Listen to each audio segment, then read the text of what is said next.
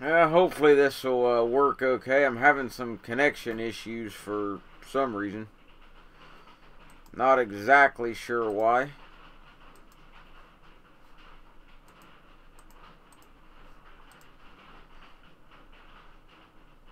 But I'll leave it go and see what happens.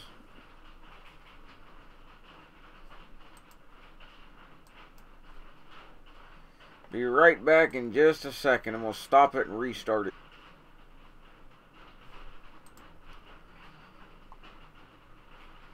Hopefully it'll work a little better. I don't know.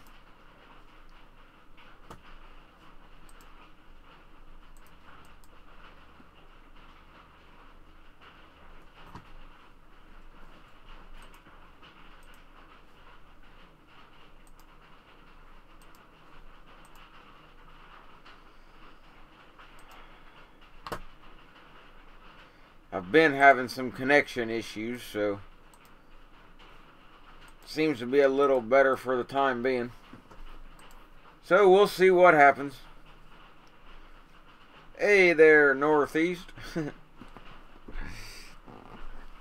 Yeah, I've been having some connection issues, so hopefully this will work out all right. I don't know. Seems kind of weird. Every video I click on's been dropping off and coming back, so I don't know. I can't play anything right now though, all the music and whatnot. But as soon as somebody comes out to speak, then we'll see what happens.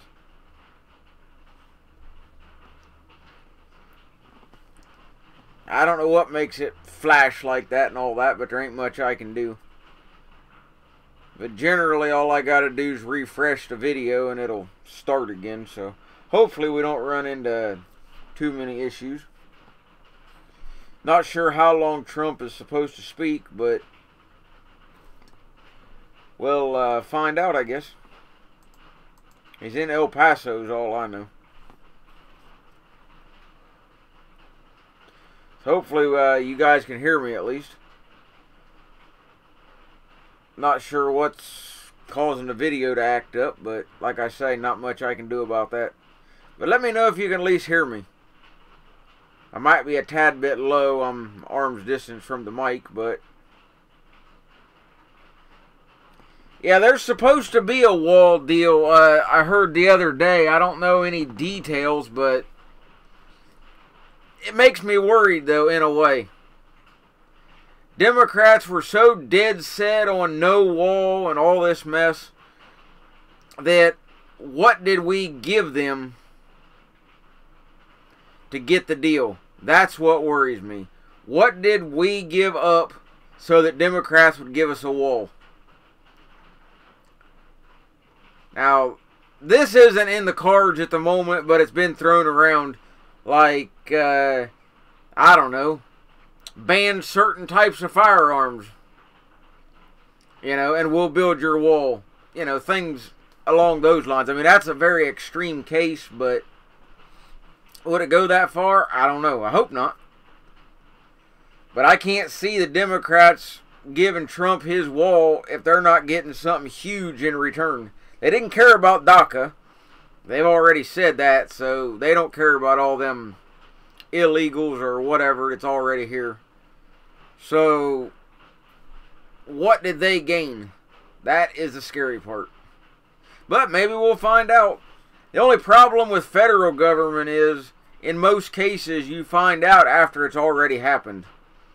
At least with your state governments, you can kind of get wind of things before they happen and put a stop to it or, you know, promote it, whatever the case may be. Federal level, kind of too late by then, in most cases. But that's what I mean. It keeps dying out on me. I don't understand it. And then I got to refresh it. And it comes back. I don't know. Must be a YouTube thing. So bear with me tonight, guys. This stream might be not the best, but it is what it is. And that's happened on every feed I've looked at.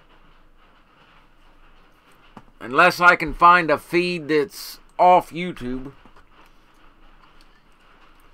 which I haven't had any luck with so far.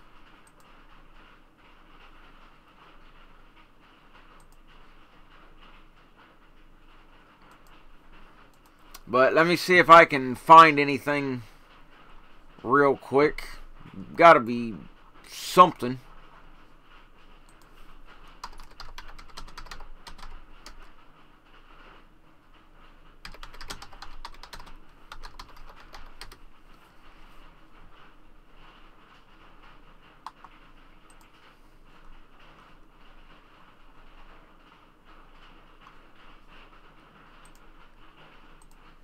So bear with me here. Let me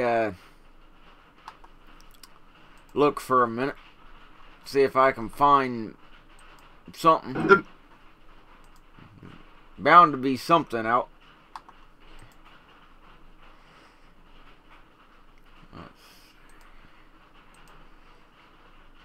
But the problem is, like, everything's on YouTube, though. That's what makes it hard.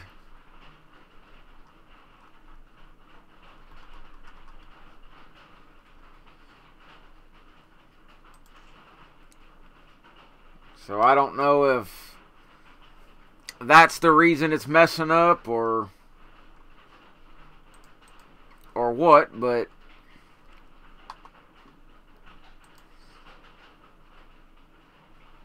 I'm bound to find something here. Yeah, Beto's having his rally / protest, whatever you want to call it.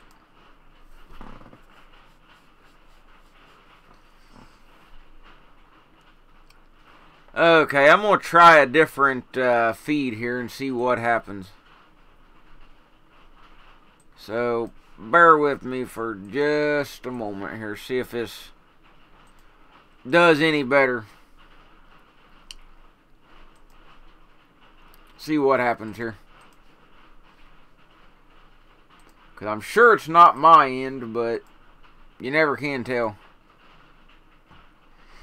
Yeah, I don't have any sound on right at the moment just because of copyright mess.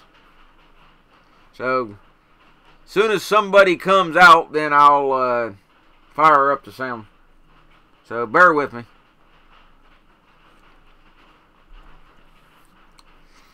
Yeah, there's just a big cluster, you know, everywhere.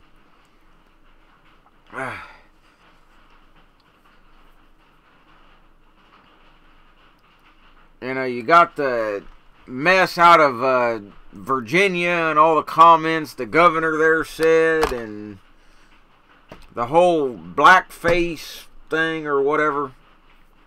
Which, all that stuff was, you know, crucify these people if it was a Republican doing it, but a Democrat done it, I guess it's going to be alright. But I'm kind of glad this stuff is getting exposed, because to a certain degree, they're eating themselves alive.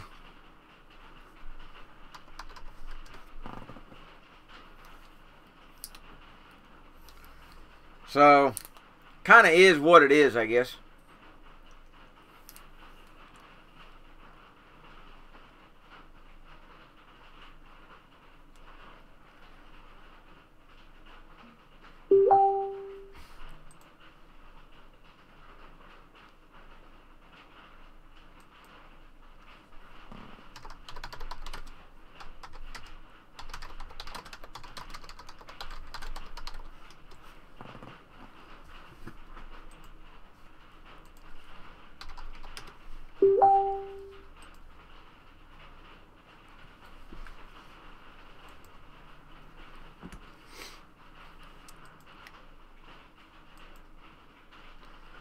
But we got our own stuff dealing with here in Ohio. Some very screwed up gun laws just got pushed through, and they're trying to get it fixed before it actually takes effect, but I don't know.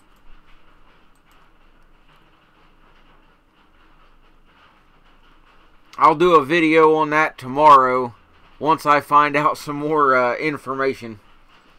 But the way it looks as of now, almost every long gun in the state of Ohio will be illegal come next month if this doesn't get fixed. I don't know all the specifics at the moment. It's a little confusing, but I'll get some clarification tomorrow and I'll do a video on it. But scary stuff.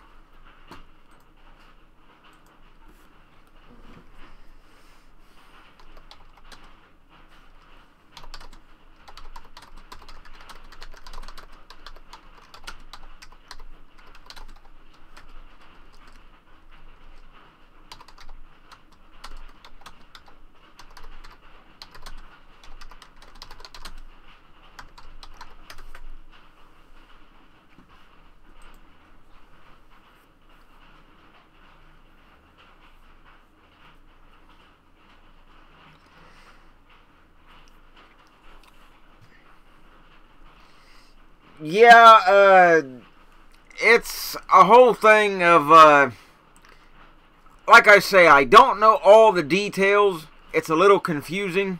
But what I do know is one of our state so-called gun organizations, Buckeye Firearms, which is, think of them as Ohio's version of the NRA. They completely suck.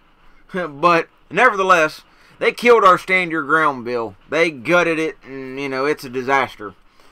But as they were doing that and juggling around this paragraph and that paragraph, they put in a part of it, I guess, to any long guns over, or the way I understand it, I'll clarify this tomorrow, but it's supposed to be anything under about 21 inches will be illegal, barrel length. So I'm not sure all the specifics, but I'll update all that tomorrow. Goes into effect the middle of March. Like, well, toward the end, 23rd, 24th. But yeah, I'll have more info on that tomorrow, once it's explained to me a little more clearly.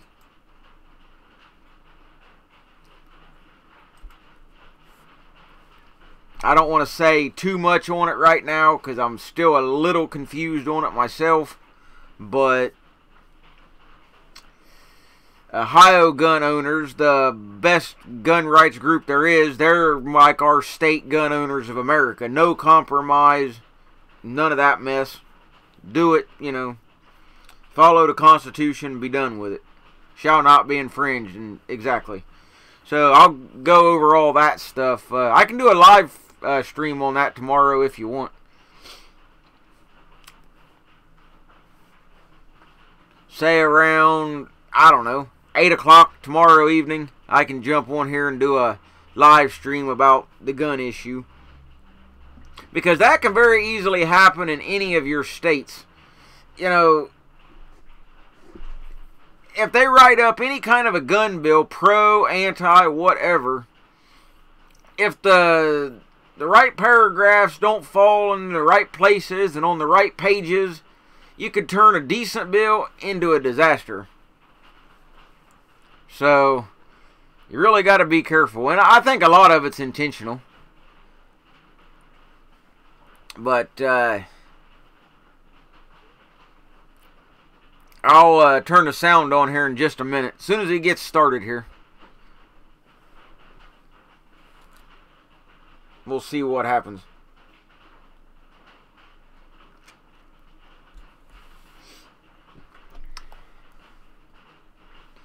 Let me check, see if there's any music going on. Yeah, a little bit. Not that it matters a whole lot, but I try to keep the channel as best I can. I already got kicked off Twitter the other day, so I got banned there. Unless I beg for forgiveness. For saying transgender people are mental patients, or something to that effect. Oh well, I don't care. I've been kicked off there twice, and this time they really meant it. Generally on Twitter, if you get a strike like that, you got to remove your comment 24 hours the first time, 7 days the second time, and I guess this time's permanent. Unless I beg, which I won't.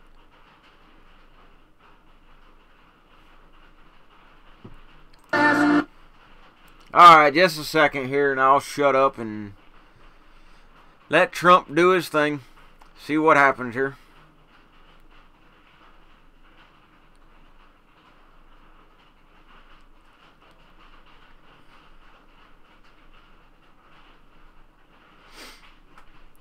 They always got to get all the preliminary stuff, you know, done.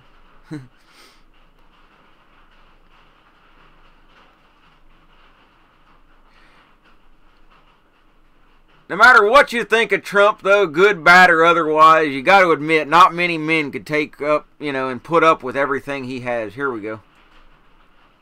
You know, media, public, everybody, you know, on his case 24/7, and he keeps right on going like the Energizer Bunny. So, here we go.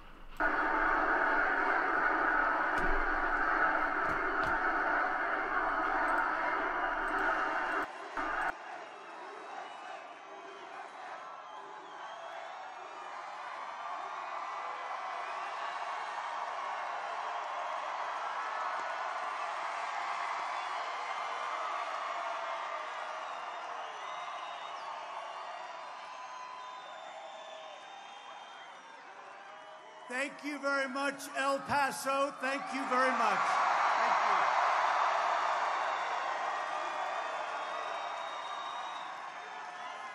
I am very, very thrilled to be here in the great state of Texas. Right on the banks of the legendary Rio Grande, where, by the way, I don't know, you heard, right? Today, we started a big, beautiful wall right on the Rio Grande. Right smack on the Rio Grande. I love this state, and I love the people of this state. We've had a great romance together, you know that. It's been a great romance. And we're only getting stronger together. That's what's happening. Wow, look at all the press back. You believe that? This is like the Academy Awards used to be. They've gone down a long way since they started hitting us a little bit, right? They've gone down. That was a long fall, but there they are. Last week, I was honored to stand in the House chamber to deliver the State of the Union.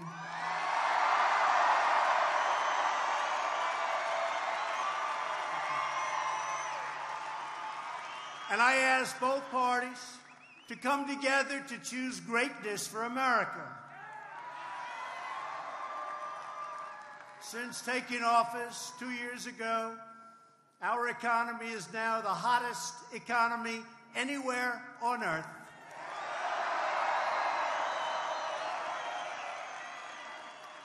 Our military, which desperately needed funding, we went $700 billion, and $716 billion is more powerful than ever before.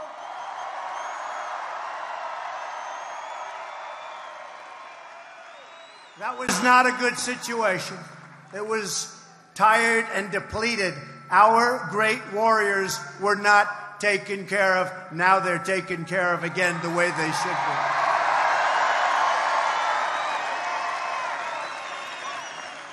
And America is winning again. Isn't that nice?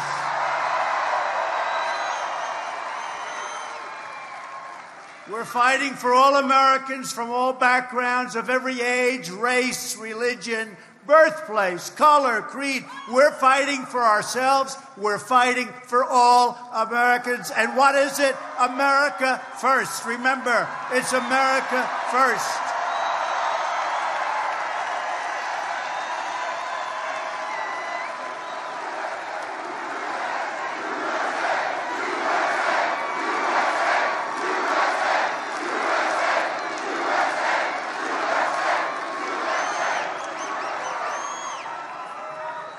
Our agenda is not a partisan agenda, although some people say it is.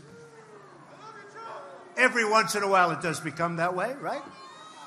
It's a mainstream, common sense agenda of the American people. It's where we want to be and where we want to go.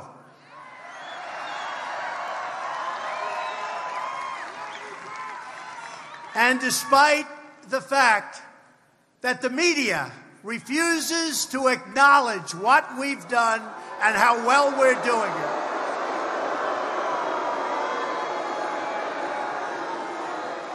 a new poll just came out as I was coming on, and it shows, I don't know how you can do this. I don't think I've had a good story in years. I don't get good press. I used to get great press until I decided to run for office. And we have done together an incredible job. And a new poll just came out today. Rasmussen, one of the most respected polls, one of the polls that got the election right. So I have to remember that. You know what the number is? 52% with no good news. Explain that. Explain that. Explain that.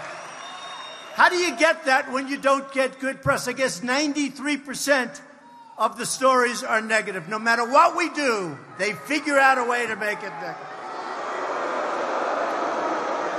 Like, I'll give you a quick example. When I came in, North Korea looks like it was going to war. You know that. It was going to happen, bad things. Now, you have no missile launches. You have no rocket testing. You have no nuclear testing. I have a good relationship, maybe even a great relationship. We have tremendous sanctions on North Korea. But we have our hostages back. We have remains are coming back. Remains.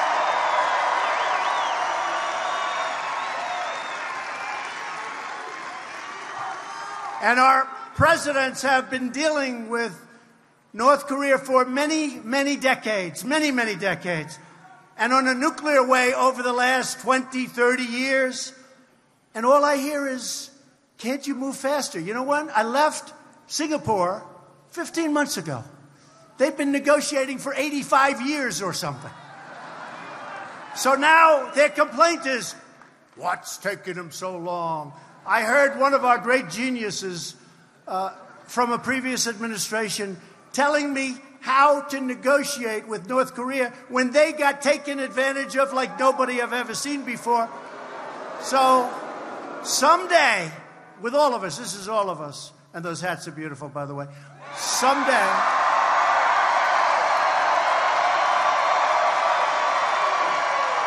true, someday, they're going to appreciate us all, and I'm going to Vietnam, to Hanoi, in the near future, 27th and 28th of February, to have another summit. And hopefully we do as well with the second summit as we did with the first. I hope so.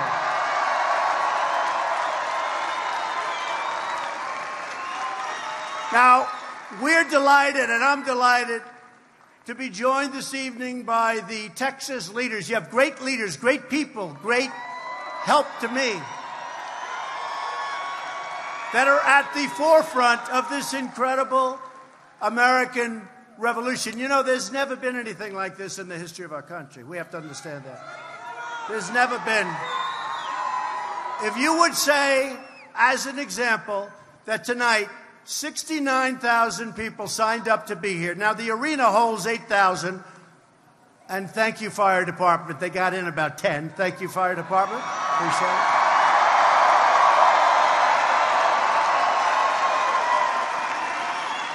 But if you want to really see something, go outside. Tens of thousands of people are watching screens outside.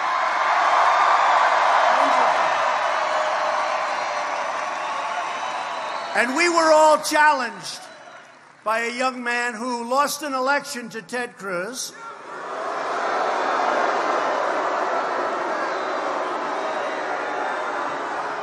And then they said, you know what?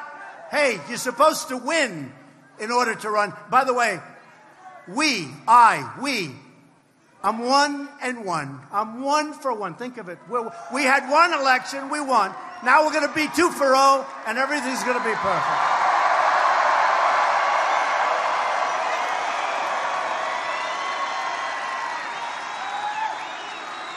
But a young man who's got very little going for himself, except he's got a great first name. He challenged us. So we have, let's say, 35,000 people tonight, and he has 200 people, 300 people. Not too good.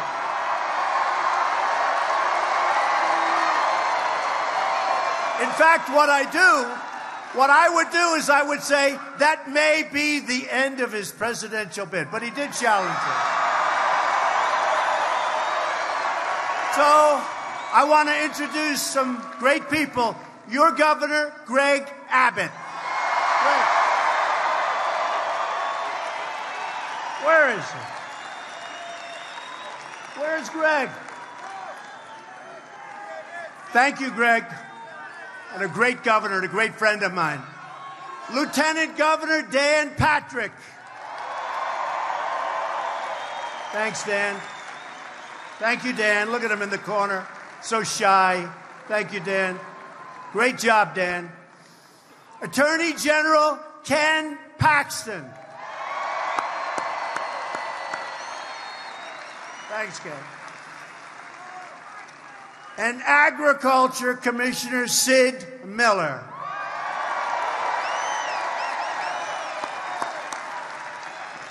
Thank you, Sid. Thank you, everybody. Thanks, Ken. Great job you do.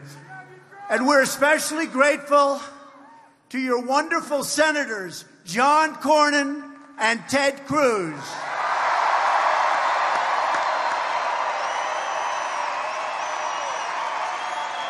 Great senators.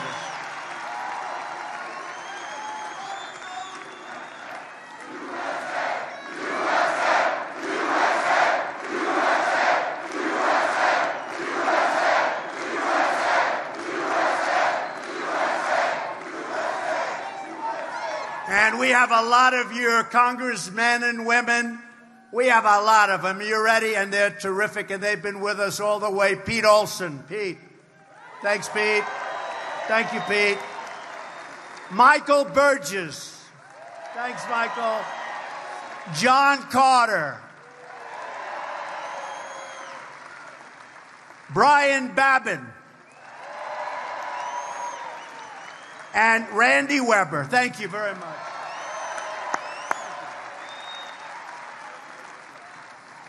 We are in the midst of an economic miracle. That's what's happened. You look all over the world and you study and you see what's going on. You can look at China. We have a team right now in China. They want to make a deal very badly. Those tariffs are costing them a lot of money, and they're going into our treasury. Remember that. We're filling up with billions of dollars.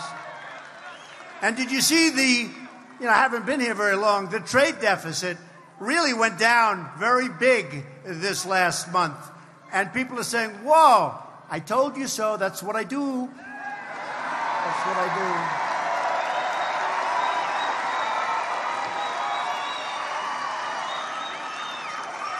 do. And we don't want China to have a hard time. Thank you.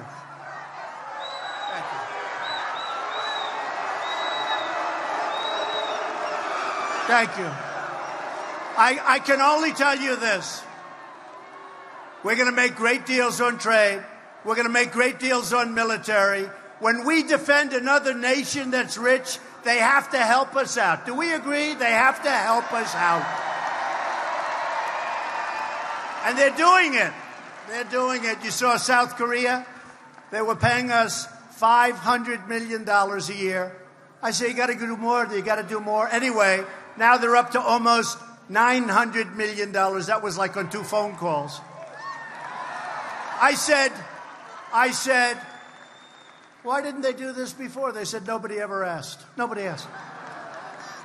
You pick up almost $500 million a year. Nobody asked. We're defending rich countries. They've got to help us out, folks. They got to help us out. Sorry. And you know what? They're going to like us more, and maybe more importantly, they're going to respect us. Since the election, We have created 5.3 million new jobs, including more than 500,000 new manufacturing jobs. Remember, manufacturing was dead. They said manufacturing was dead. Previous administration, you'll never have it. You need the magic wand. That's what they said. We found the magic wand. And by the way, those numbers are small compared to what's happening, compared to all of the companies that are moving in. The unemployment.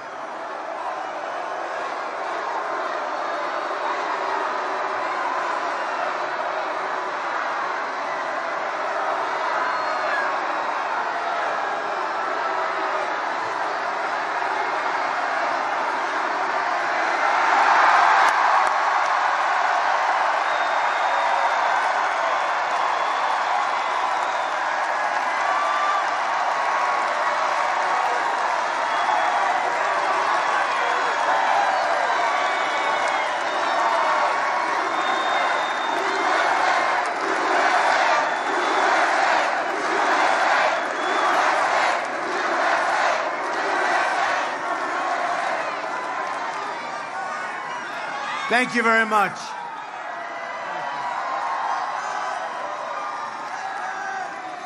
The unemployment rates for African Americans, Hispanic Americans, and Asian Americans have reached the lowest level in the history of our country.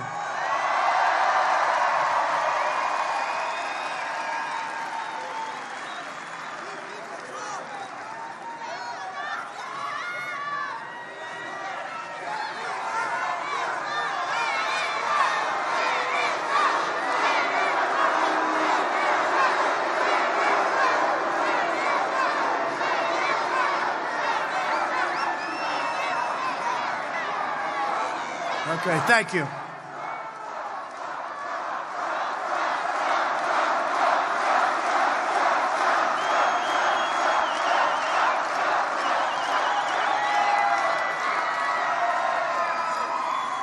Thank you. You all right? Everything okay? Please? Okay, thank you. Thank you.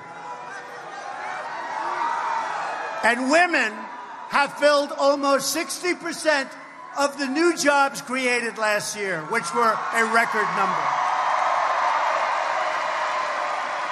We passed massive tax cuts for working families, and we canceled a record number of job-killing regulations. That's why your oil and gas is coming back.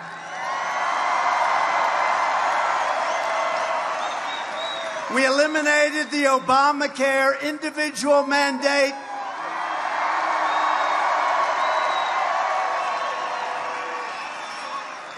And to give critically ill patients access to life-saving treatments, we did something that they haven't been able to do for a long time. We passed Right to Try. Right to Try.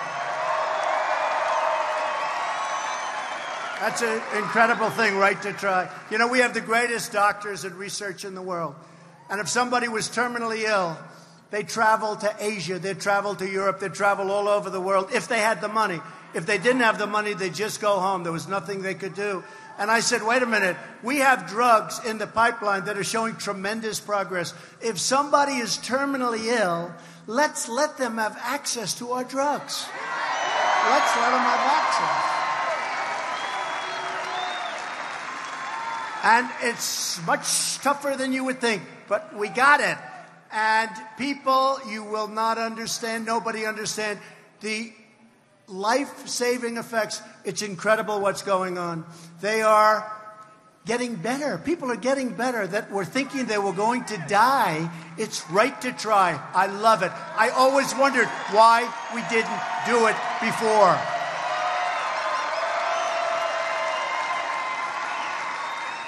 Now, the people in Texas won't care much about this, but the United States is now the #1 producer of oil and natural gas on Earth.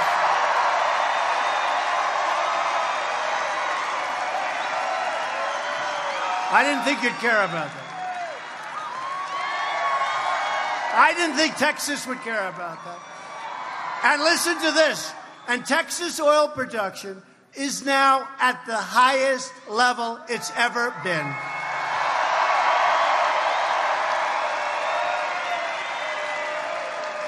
And only for the great oil professionals in the room, we're getting those pipelines approved so fast, you'll be able to practically double up on oil production, oil and gas. They're getting approved at record levels and record time. That means more money, more security, and more independence for our country. It's very simple. Another one they said could never get passed. They've been trying to do it for 40 years. We passed VA choice, Veterans Choice.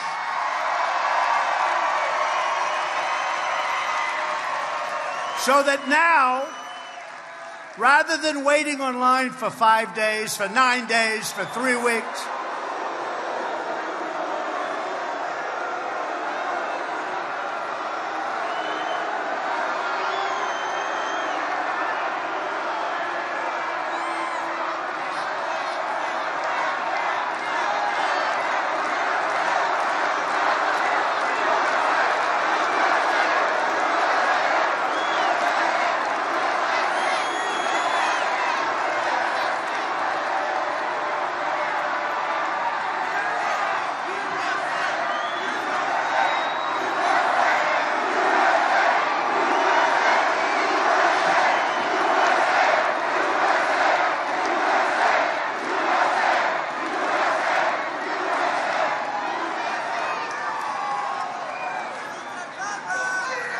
where do these people come from? Where do they come from?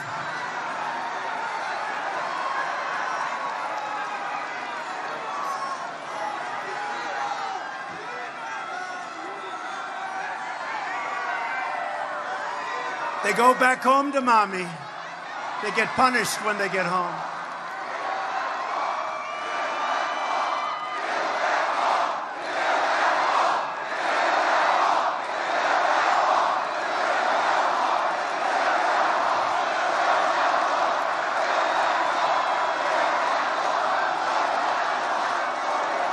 Now, you really mean finish that wall, because we built a lot of it. Finish that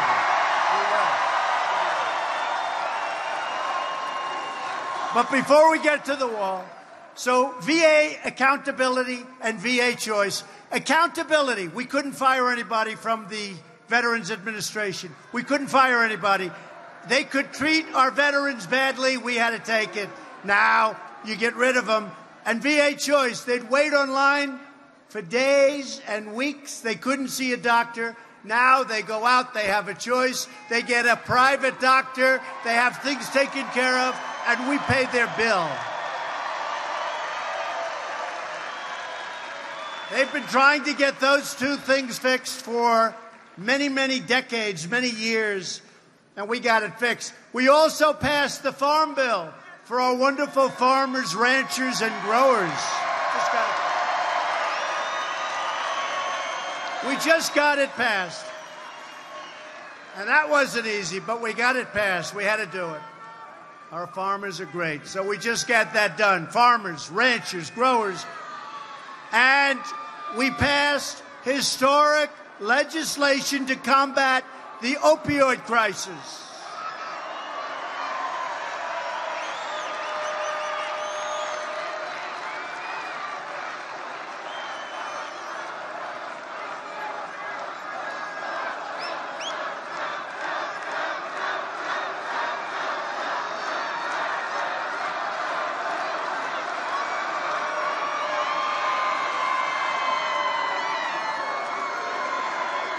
Thank you.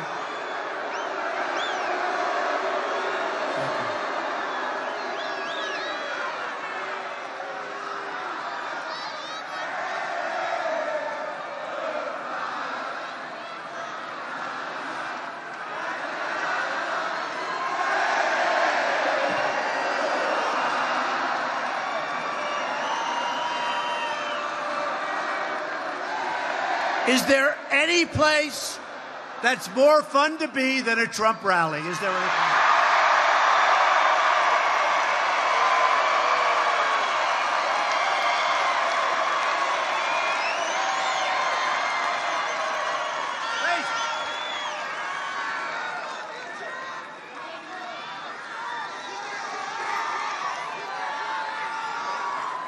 You know, they all said, Mr. President, we loved the tone of your State of the Union speech.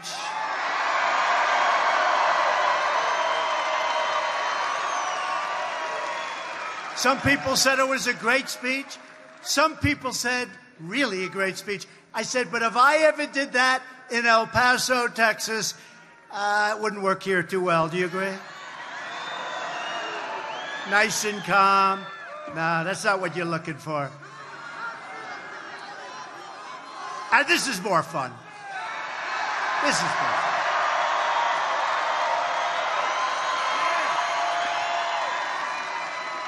And we just signed groundbreaking criminal justice reform into law. Nobody thought that was going to be happening. In my address last week, I asked lawmakers in both parties to cross the aisle and join together for the common good for all Americans. Democrats have to stop being so angry. They're angry.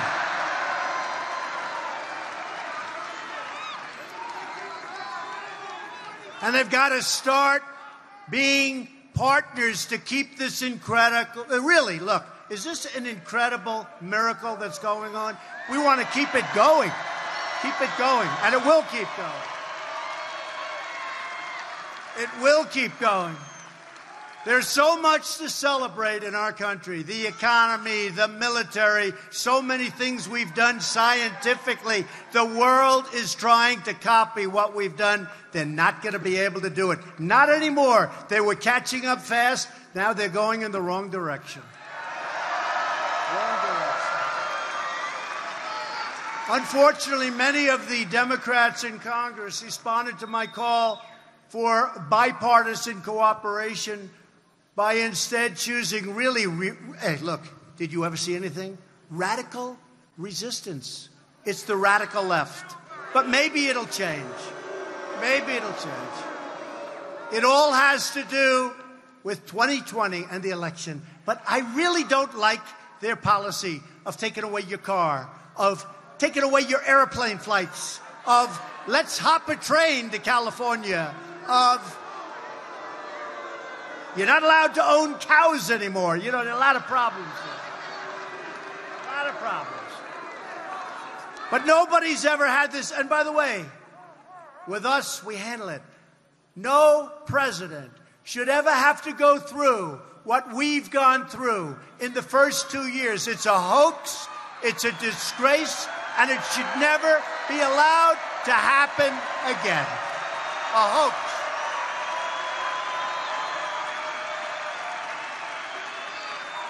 Just recently, as an example, Senator Richard Burr from the great state of North Carolina, he's chairman of the Senate Intelligence Committee, and they've been investigating this Russia hoax for 2 years.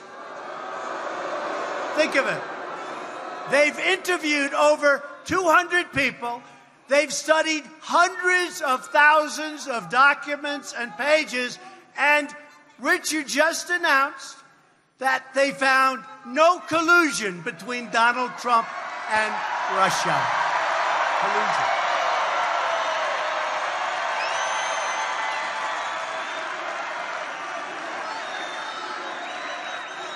The fact is that the real collusion was between Hillary and the Democrats and the other side with Russia. That's where the collusion is.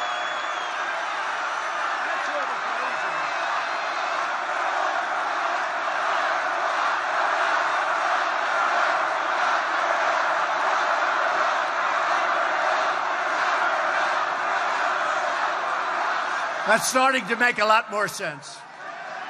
But that's where the collusion is, with the Democrats and with Russia and with others. And by the way, there's also collusion between the Democrats and the fake news right here.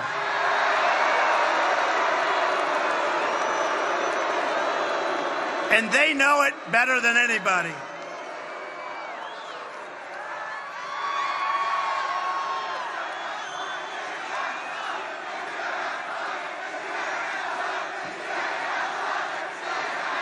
Too many Democrats are focused on tearing down their opposition instead of building up our country.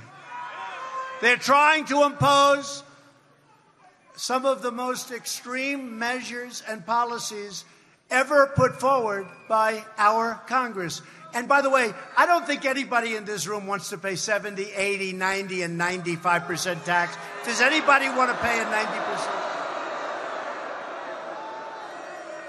You know, you look at what we've done with jobs, what we've done with the economy, how low your taxes are, the lowest they've been almost from the beginning. Who the hell wants to change what we're doing now? We are a hot, hot country. Last week, they introduced a massive government takeover that would destroy our incredible economic gains. They introduced the so-called Green New Deal.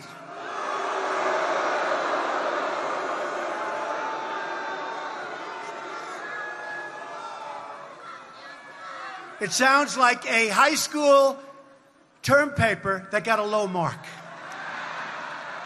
It would shut down American energy, which I don't think the people in Texas are going to be happy with that.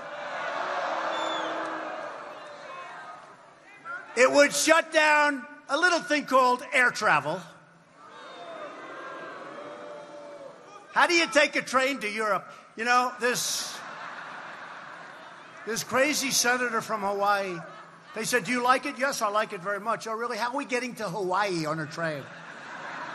She didn't think about that one, but she's thinking about it. She'll figure it out. They want to take away your car, reduce the value of your home, and put millions of Americans out of work, spend $100 trillion, which, by the way, there's no such thing as $100 trillion. You have to spend $100 trillion. And remember this. No other country except us is going to do it. That's a little problem, too. While the world's real polluters, like China, would get many of our companies and factories, they just move into China, move into other parts of the world. That's the way the system works. Not going to happen, folks. Don't worry. It's not going to happen. Not going to happen. 100 trillion. Let's spend 100 trillion. Let's rip down every building in New York City and rebuild it environmentally slightly better. To pave the way for socialism, Democrats are calling for massive tax hikes and the complete elimination of private health care. Many of us have private health care.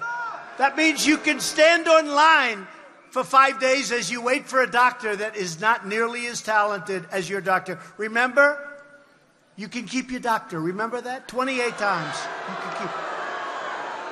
That didn't happen. Turned out to be a lie. Hey, where are the fact checkers? You know, some of the most dishonest people in media are the so-called fact checkers. 28 times you can keep your doctor. That didn't turn out to be what he said. They're coming for your money, and they're coming for your freedom, and it'll never happen, and it won't even come close, folks.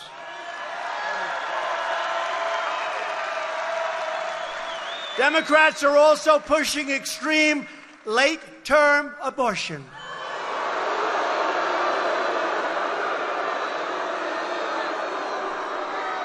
Allowing children to be ripped from their mother's womb right up until the moment of birth. What's that all about? So in Virginia, the governor, he's gotten a little publicity lately. I like him. Keeps us out of the papers. I like him. I'd like to find a few more guys like this one. He almost moonwalked. His wife stopped him. Darling, it would be inappropriate. I want to see somebody try and imitate Michael Jackson in the moonwalk. This would not have been a good scene. His wife saved him. Darling, this would be inappropriate. I think she was right. But the governor stated that he would even allow a newborn baby to come out into the world and wrap the baby and make the baby comfortable and then talk to the mother and talk to the father and then execute the baby. Execute the baby.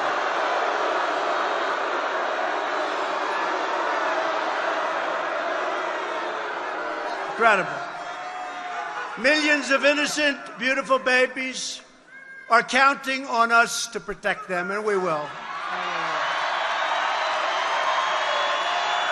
That is why last week I called on Congress with your great congressman over there. Thank you, fellas. To immediately pass legislation prohibiting extreme late-term abortion.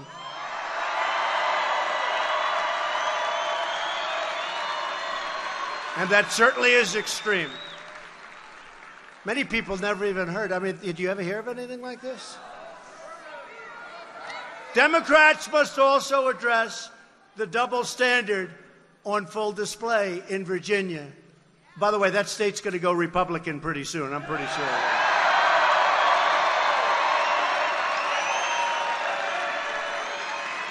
Because the Democrat Party has never been more outside of the mainstream. They're becoming the party of socialism, late-term abortion, open borders, and crime. This weekend, some Democrats even proposed a measure that would force the release of thousands of criminal illegal aliens, including dangerous felons convicted of rape, sex trafficking, violent assault, and even murder, into our country. Can you believe this? Their proposal would put a hard cap on the number of illegal aliens that our brave ICE officers, we love our ICE officers,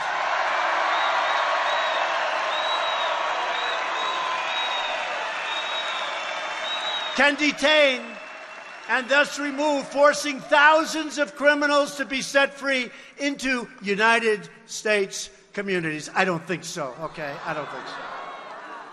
And I want to thank our ICE officers. What they put up with is incredible. And that includes Border Patrol, and that includes law enforcement, let's face it. Law enforcement, we love them. They keep us safe. In the last 2 years alone, ICE officers have made 200, listen to these numbers, 266,000 arrests of criminal aliens, including those charged or convicted of approximately 100,000 assaults, 40,000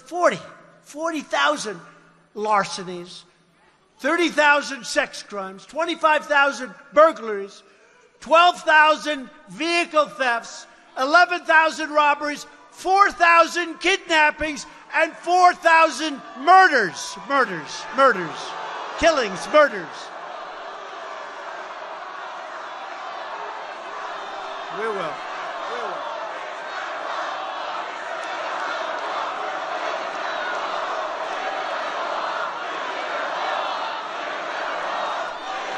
If we cut detention space, we are cutting loose dangerous criminals into our country.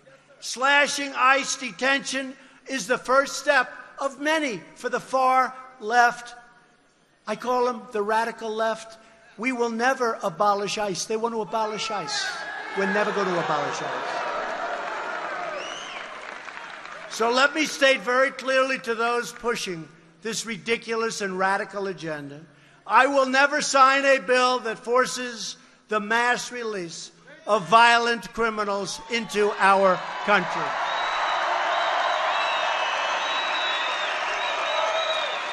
And I will never abolish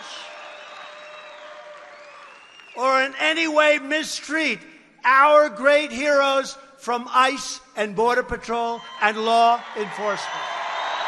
Never.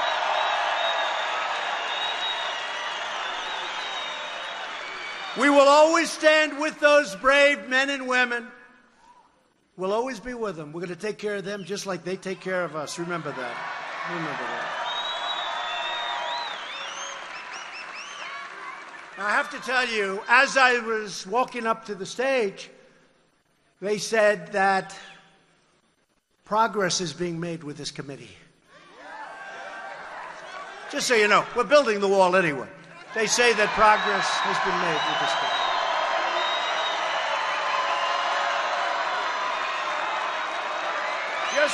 Just now, I said, wait a minute, I got to take care of my people from Texas. I got to go. I don't even want to hear about it. I don't want to hear about it. So I don't know what they mean. Progress is being made significant. Now, what did happen is the Democrats were being hit really hard on the concept of releasing criminals into our society. That has not been playing well. So maybe progress has been made, maybe not. But I had a choice. I could have stayed out there and listened, or I could have come out to the people of El Paso and Texas. I chose you.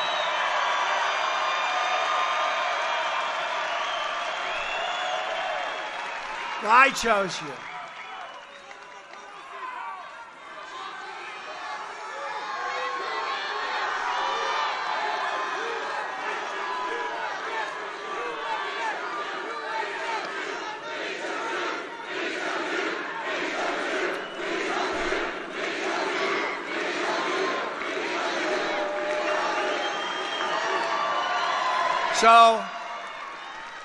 So we probably have some good news, but who knows? Who knows? We're setting the stage, folks. You know what it's called, right? It's called we're setting the stage. We're setting the table. We're doing whatever we have to do. The wall's being built. It'll continue. It's going at a rapid pace. The Rio Grande. It's happening. Go check it out. We proudly welcome those who come lawfully and support our values in the United States and that want to strengthen our society and help us with all of the companies moving into the United States, moving back. They left us. Now they're moving back, many of them. In some cases, maybe all of them. But they all want to come back because the United States is where the action is. Very simple.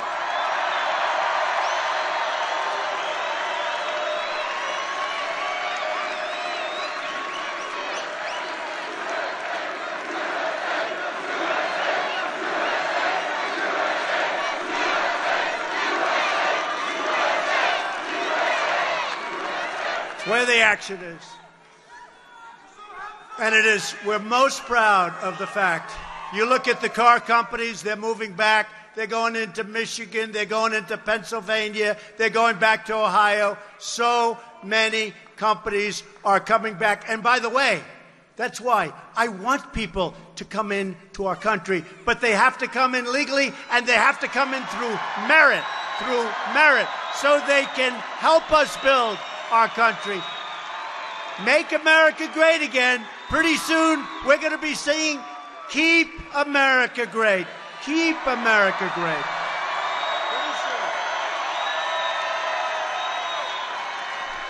Pretty soon, Congressman, keep America great. We'll have to switch over. Tell me. Campaign's sort of starting because you have these people that nobody ever heard of. They're all running for office. I said, who is that? Well, that person was a mayor of a city that was defeated. Well, how about Beto? Beto was defeated too, right? But he suffered a great defeat. Watch what the news does tomorrow, though. They won't mention the disparity. They won't mention the disparity tomorrow. They'll say, Beto O'Rourke. That's his last name, right? O'Rourke? Beto O'Rourke had a wonderful rally of about 15 people. Now, when they get honest, when the media starts becoming honest, and maybe they will, because we've done something that's never been done before. We have suffered a totally dishonest media, and we've won, and it's driving them crazy.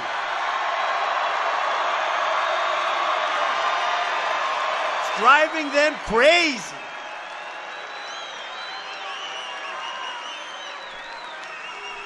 It's driving them crazy, but look at them. They still come. I've never seen anything.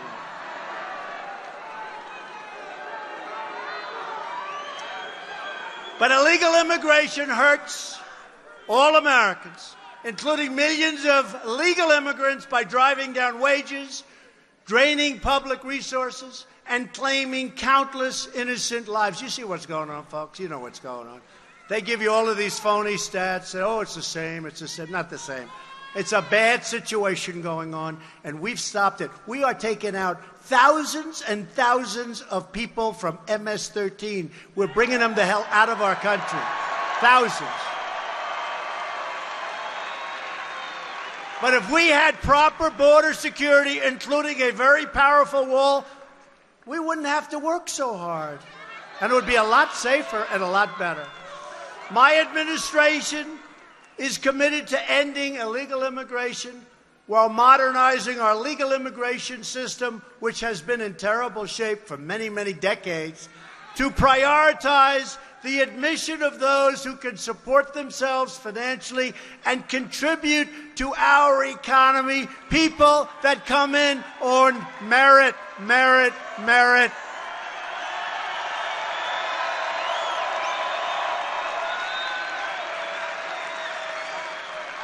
Instead of random lotteries and chain migration, that's another beauty. We want a merit-based system for entry. This will improve living conditions for all Americans living here today, both immigrant and U.S. born. Everybody's going to be happy. And we need the people to take care of these companies that are moving. Our unemployment rate, real unemployment, 3.6, 3.7, and going down. Had a little blip because of a thing called the shutdown. But remember this, went up to 4. I said, boy, that's, you know how low 4 is? Do you know anybody else, any other president would have said, please give me 4, please. We had a little blip, went up from 3.7 to 4 just quickly. But you know what? If we didn't do that shutdown, we would not have been able to show this country, these politicians, the world, what the hell is happening with the border. That was a very important thing we did.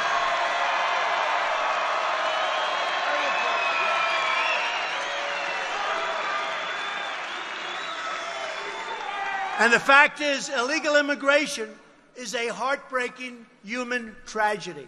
1 in 3 women is sexually assaulted on the very long and dangerous journey north up to our country. Sex traffickers, these are the worst human beings on earth, exploit our porous border to sell young girls and women into modern-day slavery. You wouldn't even know that. Nobody knows that. And by the way, do you think they come in through the ports of entry? I listen to the Democrats. Let me be nice. Just say the Democrats. I won't be specific. And they say, oh, everything comes through the port. They don't do that. They drive out where there's no barrier, no wall. They make a left. Congratulations, you're in the United States. That's all.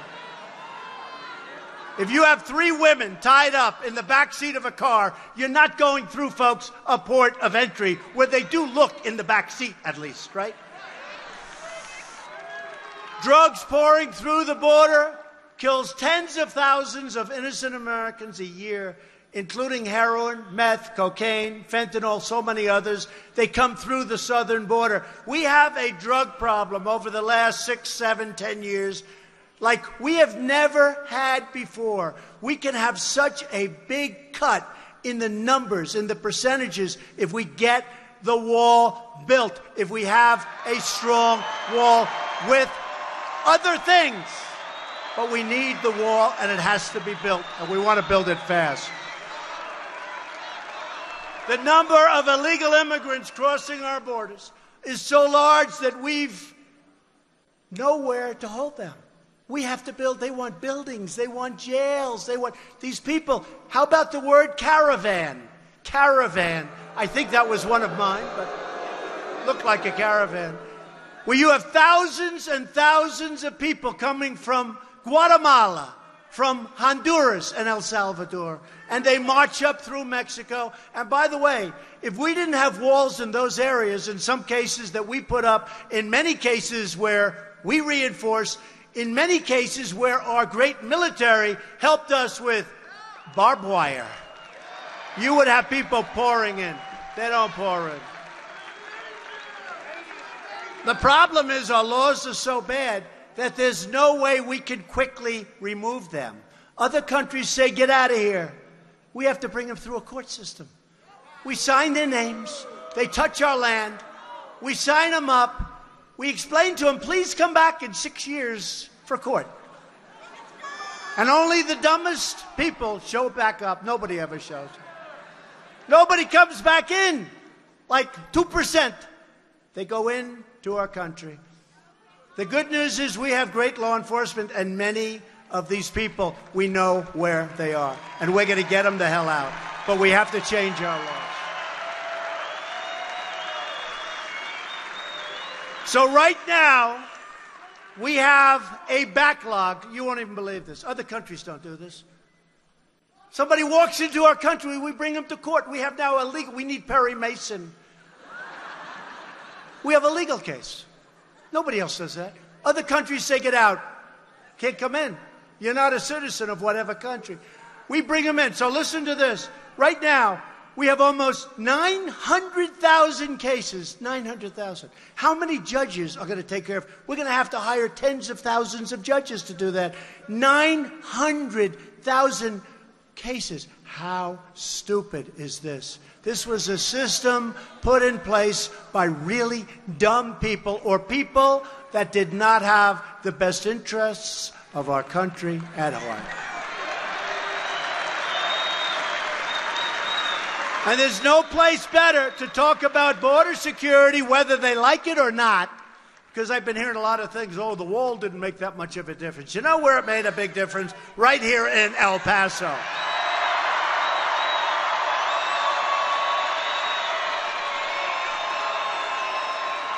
And I've been watching where they've been trying to say, oh, the wall didn't make that much. Well, you take a look at what they did with their past crimes and how they made them from very serious to much less serious. You take a look at what the real system is. I spoke to people that have been here a long time. They said when that wall went up, it's a whole different ball game. Is that a correct statement? Whole different ball game.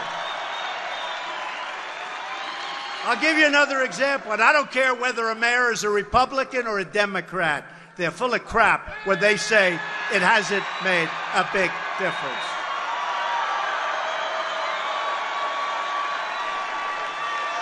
I heard the same thing from the fake news. They said, oh, crime actually stayed the same. Didn't stay the same. Went way down. And look at what they did to their past crimes, and look at how they recorded those past crimes. Went way, way down. These people, you know, you think they'd want to get to the bottom of a problem and solve a problem, not try and pull the wool over everybody's eyes. So for those few people that are out there on television saying, oh, it didn't make too much of a difference, it made a tremendous... People from El Paso, am I right?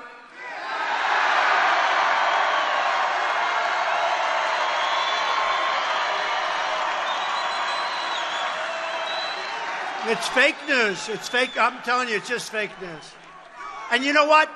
You wouldn't even have to know. You can say that automatically without even knowing. It's like, it's obvious. It's common sense. Just a few thousand feet, as an example, from where we stand right now on the other side of the border, it's one of the most dangerous cities in the world, Juarez, Mexico. Well, the people at Juarez agree.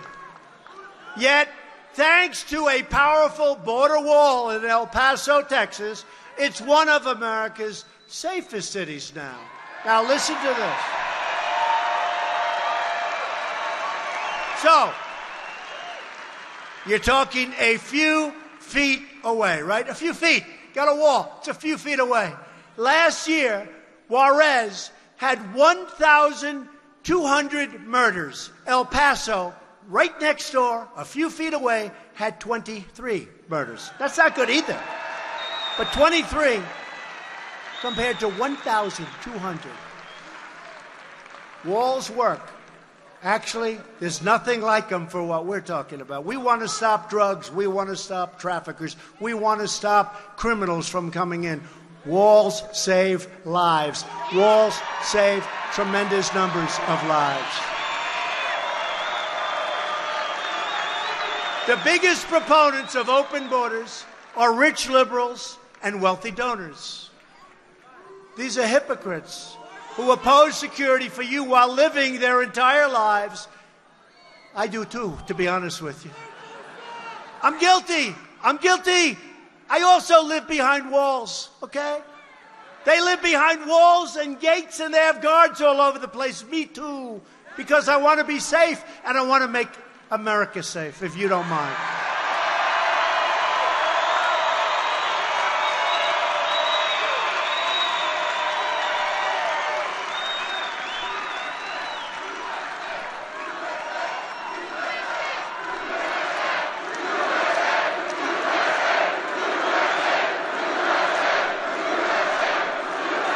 So security should not belong only to the rich and to the powerful.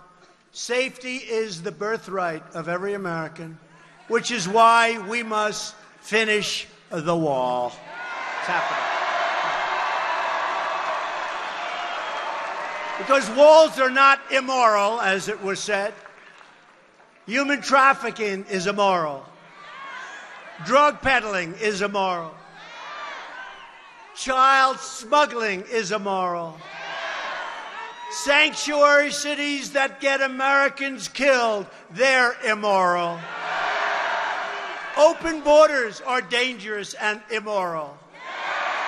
My administration has put forward a compromise that really is a compromise, and I hate to even compromise on things like this, but it's showing common sense, it's compassionate, and it's going to solve our problem, and the cost is a fraction. When you look at the drugs that are pouring across from Mexico, if it stopped a small percentage, and it won't, it'll stop a large percentage, it would pay for itself in a matter of weeks. That's the kind of numbers you're talking about. A matter of weeks. And by the way, I hate to say this because we have a very good relationship, but Mexico had the highest number of killings that they've ever had. Almost 40,000 people were murdered in Mexico. Mexico's not too far away. And we need to take care of our people, and we're going to do that. And it's happening a lot faster than anybody thought. And I love that sign. Thank you. What we're proposing includes humanitarian assistance, drug detection at our ports and everywhere else, closing legal loopholes, which is a big problem, and plans for a smart, strategic, see-through steel barrier or wall. Let's go to wall.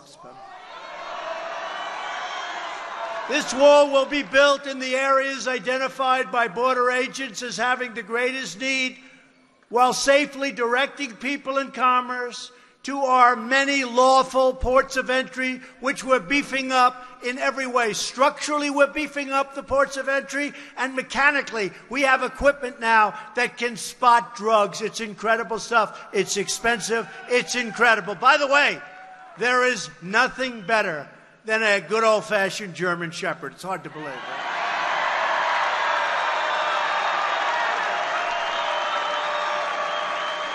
It's true. You know, I was with the people, and they're showing me this incredible computerized stuff and where it goes. I said, could I, because Secret Service took me out to the place and they were showing me these German Shepherds. They're unbelievable. They'll run past all these empty boxes, and one of the boxes has drugs in it deep down in a box. And it comes to a screeching halt, barking at them every time. So I asked the people that sell the machinery at a lot of money. I said, let me ask you a question. This stuff is incredible. I'm really impressed. How does it compare to a German Shepherd? Guy looks at me and goes, sir, honestly, it's not as good. Can you believe it? German Shepherd. Certain types of dogs. Pretty good. You do love your dogs, don't you?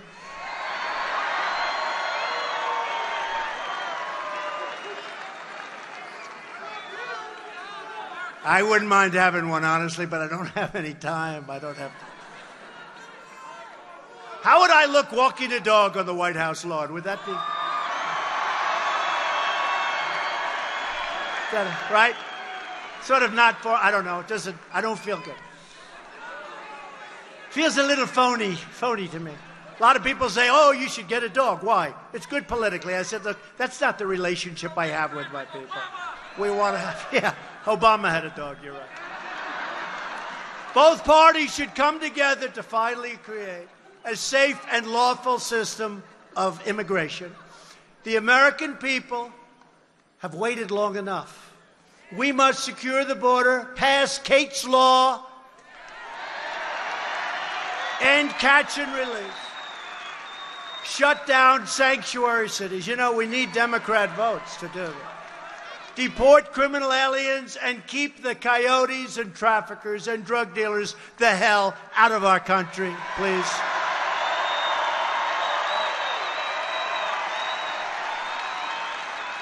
And the Democrats also need to confirm the more than 300 highly qualified nominees who are sitting in the Senate waiting for confirmation, people that have given up their lives to work in the Trump administration, and the Democrats aren't approving them. It's a record. It's total obstruction. It's a record in the history of our country. There has never been. Some people left their job a year and a half ago, 2 years ago, to become an ambassador or to work in one of our many great agencies, and we can't get Schumer and his friends to approve them. It's total obstruction. There's never been anything like it. Very, very unfair. Very unfair to these people. In many cases, seriously, they've left jobs, and they're waiting and waiting and waiting. They're slow walking every single one of them. It's a disgrace. As we fight to protect our borders, we must also protect our newfound prosperity. My administration has taken the toughest ever action to crack down on years of China's abuse, and its trade practices have been very unfair. And I have a lot of respect for President Xi, but he's representing China, and I'm representing the United States. So that's it.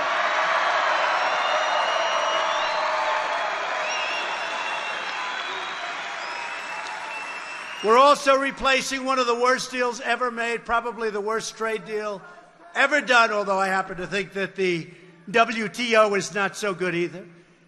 We're replacing NAFTA with a brand new U.S.-Mexico-Canada agreement that everybody is loving. Got to get Congress to approve it. We got to get Congress to approve it. We'll get it, I think, done. I mean, there's such obstruction in Congress. You know, they won't even do things that are good for our country now. They would rather have Trump have a loss than get something that's so good for our country. Our farmers are happy. Everybody's happy.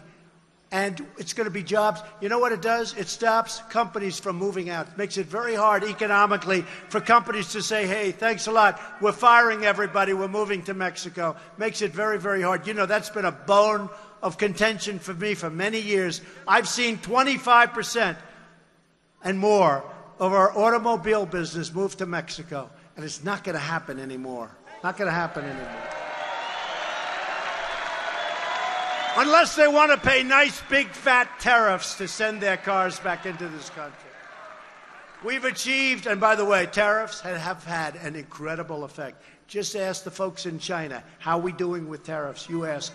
And you ask, how are we doing in our negotiations? The fact is, and I say it openly, either they treat us fairly or they have to pay for the privilege of coming in and taking our wealth and taking our jobs. It's very simple. It's very, very simple. And if you look back at our country when we were very rich, when we had no debt, when we had no problems economically, you take a look. 1888, the great tariff debate. You know what the debate was about? Our country had so much money, they had to debate what the hell to do with all the money, because tariffs were bringing in a fortune into the United States. So, at a minimum, countries are negotiating with us very seriously because of the fact that they don't want to have to pay to come in and take advantage of our country. That's at a minimum. Check it out. 1888. Have the press check it out. They'll say, Donald Trump said 1888.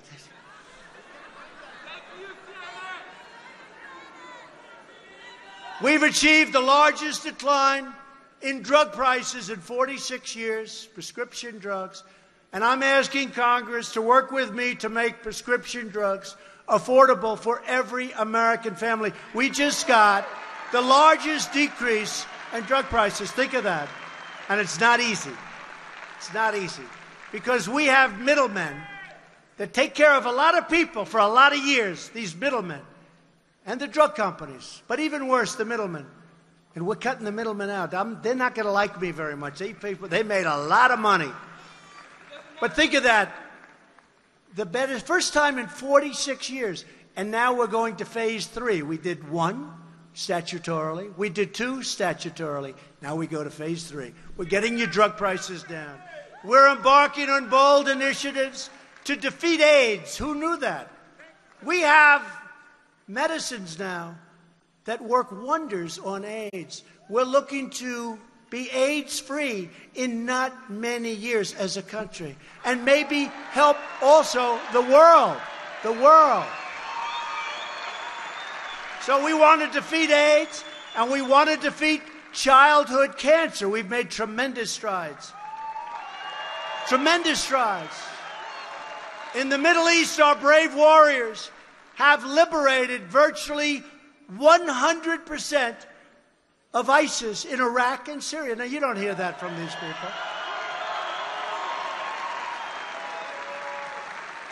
Now, we've taken back, soon it'll be announced soon, maybe over the next week, maybe less, but it'll be announced very soon. We'll have 100%. When I took over this country, it was a mess.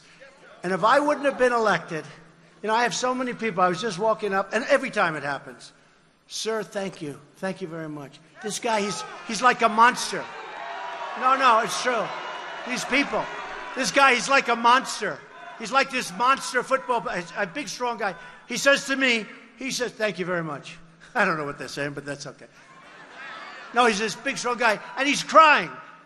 And he said, I'm walking up, Mr. President, and it happens all the time. Thank you very much, Mr. President. I said, for what? He said, you've saved our country. Our country was going in the wrong direction. You've saved our country. Thank you. I've had so many people say that. So many people. You know, the truth is, though, I didn't save our country. We're now heading in the right direction. It's very tough because we have so many things we're fighting, including these people, but so many people that we're fighting. So many people that are either foolish or ill-intentioned. But, you know, I didn't save our country. You know who saved our country? You saved our country. You saved our country. God.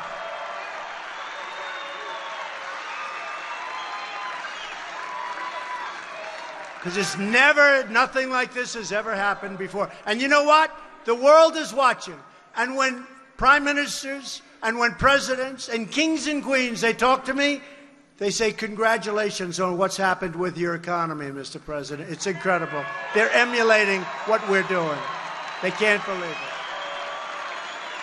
So we continue to decimate the remnants, because there are always going to be remnants. We can take the area, the land. We'll soon have 100%. But there are always remnants. They get out. They wrap themselves in bombs. They're crazy. They're lunatics. But you're always going to have that. But we want to bring now, get 100%.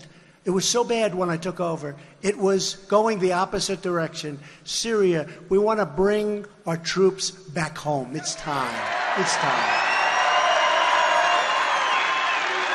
It's time.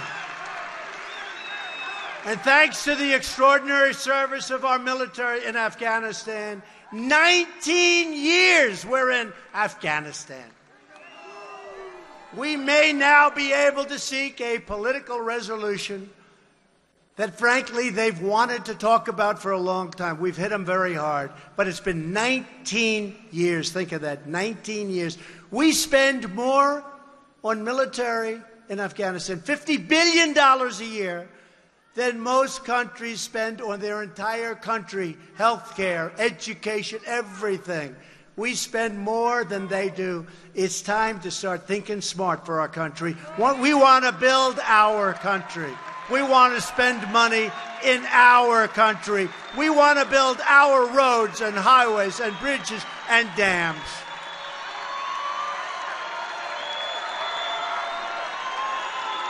And last month, the United States recognized the legitimate government of Venezuela and condemned the socialist brutality of the Maduro regime.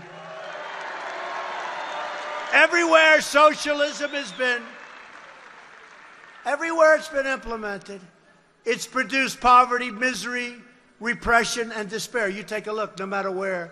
Yet there are those trying to implement socialism right here in the United States. So I again say to you, and I say it for the world to hear, America will never be a socialist country. Never, never.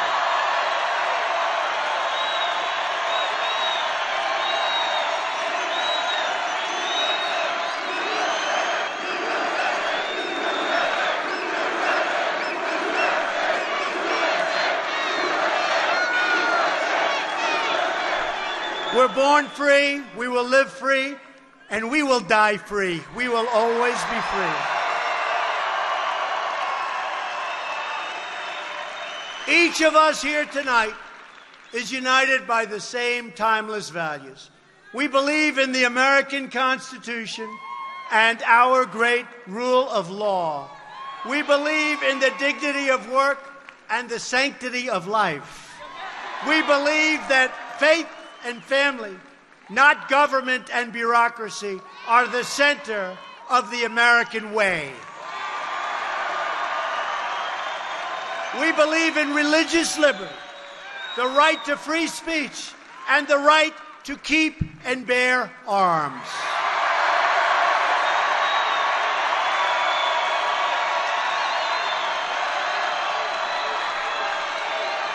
We believe that children should be taught to love our country, honor our incredible history, and always respect our great American flag.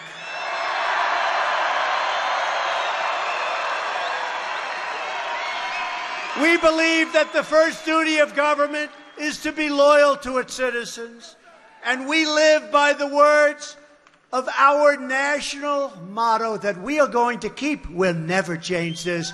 In God we trust.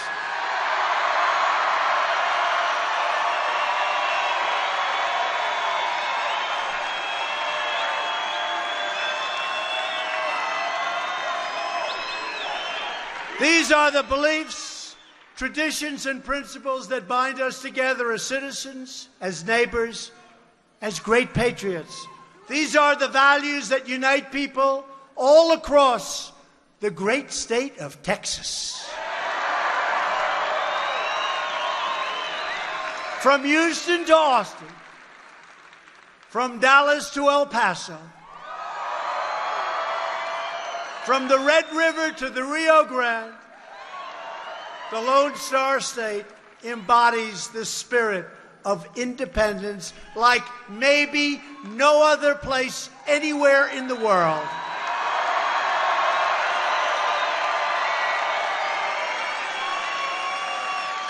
And you have always embraced the cause of American freedom like no one else. This is the state where William Travis, James Bowie, and Davy Crockett made their last stand at the Alamo.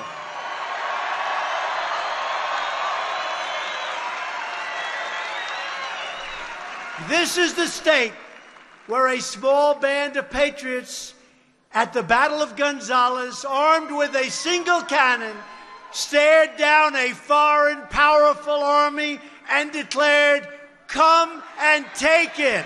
Come and take it. Come on, take it."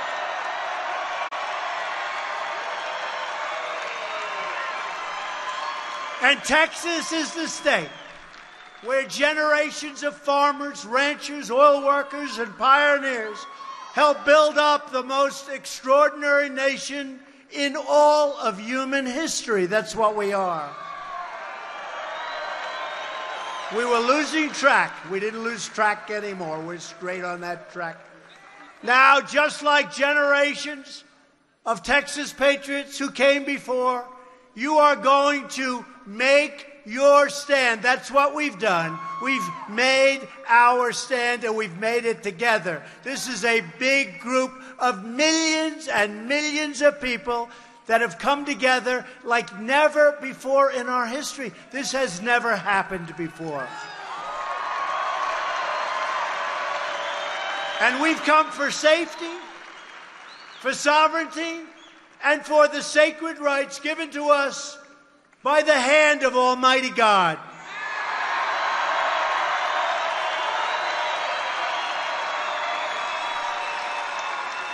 We are one united movement, one united people, and one United States of America. And together, with the proud and incredible and great people of the state of Texas, we will make America wealthy again.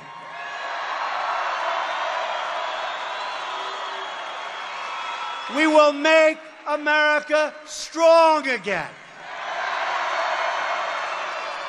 We will make America safe again. And we will make America great again. Thank you, Texas. Thank you. Well, guys, that's the end of that. Like I said earlier, excuse me, tomorrow, I don't know, maybe around 8 o'clock or so, I'm going to attempt anyway to do another live stream about the gun issue that's in my state right now, trying to ban basically all long guns. I just don't know all the details of it, but it'll go into effect the end of March if they don't get it fixed, which they're working on trying to fix it right now, but who knows. So I don't know, we'll see how it goes, but I got to get some more detailed information and stuff before I can go too far with that subject. But hope everybody has a good rest of your night, morning, afternoon, and I think I did confirm that YouTube didn't want me to stream anybody else's channel, so I found an off-site channel, and well, it seemed to work. So hope everybody has a good rest of your night, morning, afternoon, wherever you're at in this crazy world. Stay safe, and I'll catch you guys on the next stream. Take it easy.